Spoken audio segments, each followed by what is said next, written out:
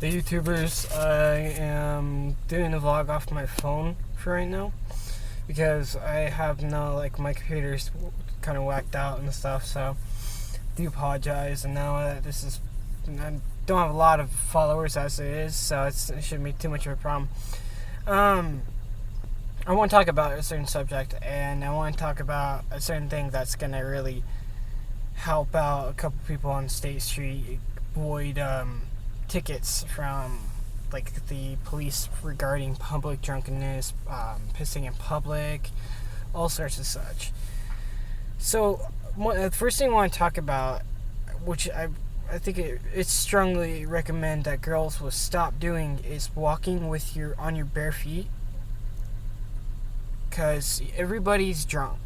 We all know that. I work on State Street. Most of the time you'll see me in a suit. I'll be over trying to help somebody or working. And now I'm going to be handing out cards, of course, for a club that nobody wants to go to.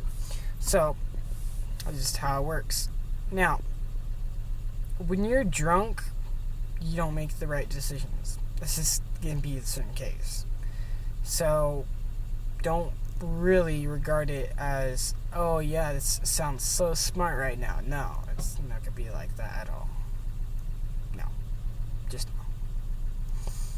Now, when you go ahead and you go down State Street, the main thing you want to do is, girls, if you're with your friends, your friends who's another girl, or if you're comfortable with another guy, the best thing to do would be hold each other's hands. It sounds really weird, but it actually it provides a sense of security. And knowing this, there's times where I look at what's happening, and I just kind of astounded by how many girls decide to walk along with walking with their heels in their hand. That's just not a good idea. The cops look at that, they're like, oh, bam, perfect person, let's go grab her, put a ticket on her, or probably arrest her for how much she's intoxicated. And that's just the worst thing to ever happen to anybody, is get a ticket. It's not nice. So, walking down the street safely means holding each other's hands. Girls, if you are going to walk alone, pepper spray, keys in your hand. I had a situation just this other week where somebody threatened to stab me, tell them that they're going to cut me open in my sleep, and I'm going to wake up to my face all bloody. That's just from a homeless guy. And again, they're drunk. You gotta take everything that they say half-heartedly, but you don't want to get too far into or talking into them, just because you never know you don't know a person's background till you know them for years. That's just going to be the generalization of the situation when you know a person. If you don't know them for years, you probably don't know them that well. Luckily for me, I'm honest from the get-go, and a lot of people see that I'm honest, and they can understand and trust me a little bit. But it's you're not gonna find that kind of honest person on the street. Most girls wear very revealing clothing for comfortability, not to attract attention, guys. Not to attract attention. For comfortability. Again, some of them were questionable choices, such as a thong or G-string. Never thought that looked like a comfortable piece of clothing to go to a club with. So, yeah. Moving on. Pissing in public. Don't do it. I'm just being straightforward. I got one of the tickets in Del Playa.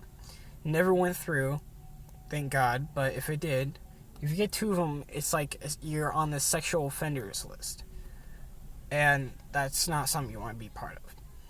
So, if you're going to piss, if you really need to piss, I would suggest going to one of the bars, explaining your situation. If you're too visibly intoxicated and you find a alleyway or such where cops won't see you.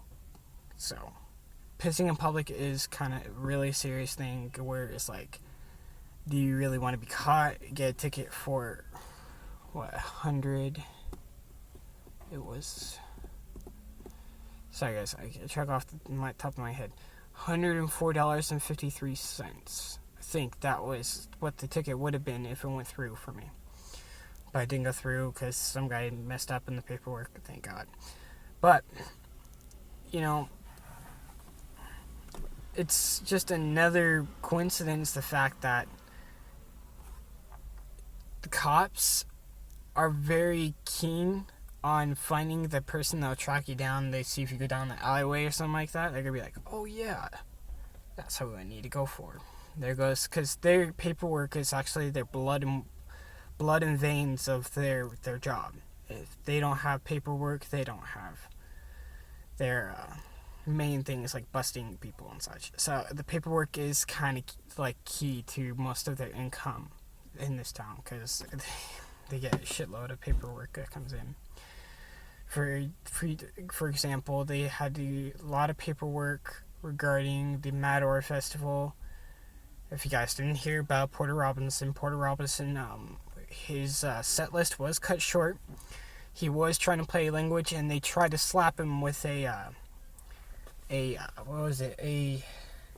inciting a riot, which means that they had the right to raid all his equipment and hold it all for evidence. And luckily he got out of it, but you know, it's just that kind of thing that cops love to do, paperwork.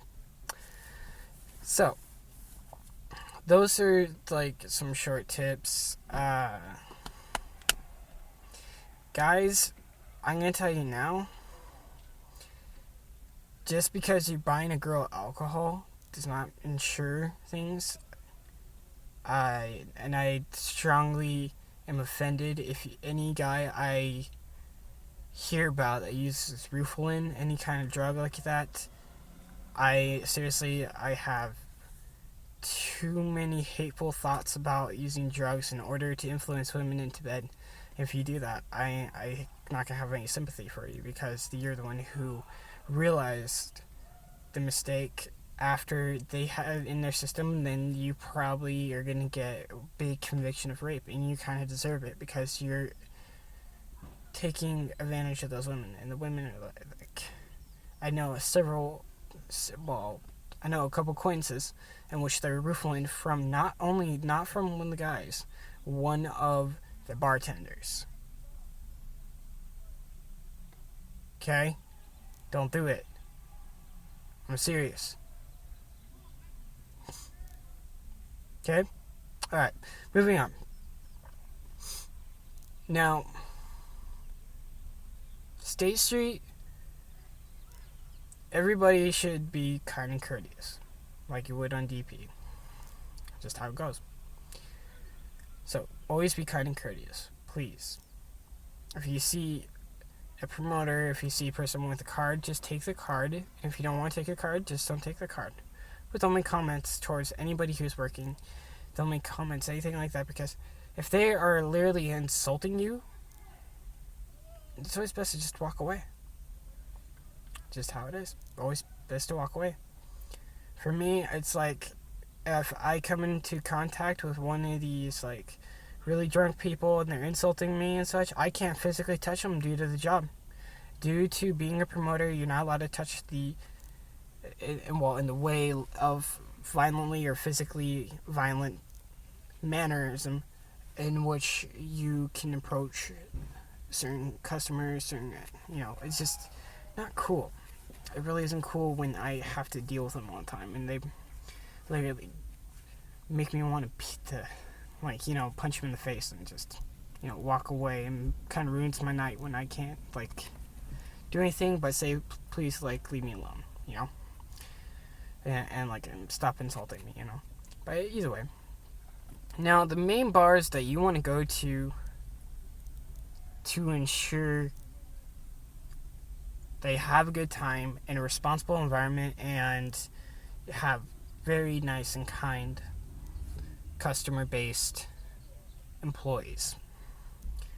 So I want to name off one of my favorites, and one of my favorites is going to be, unfortunately, sorry guys, EOS, because if you all know, like, Dan, or if you know the guy with the Jerry curls and such, they're both very nice people.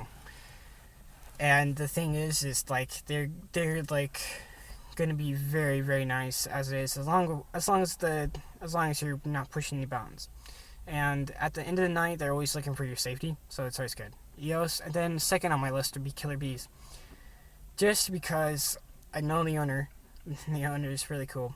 If you ever had a conversation with him, you'll like enjoy that place because he's pretty cool. Yeah, there's one time where we're all drunk, or all my friends are drunk, and I'm like, I'm gonna play DD for the night.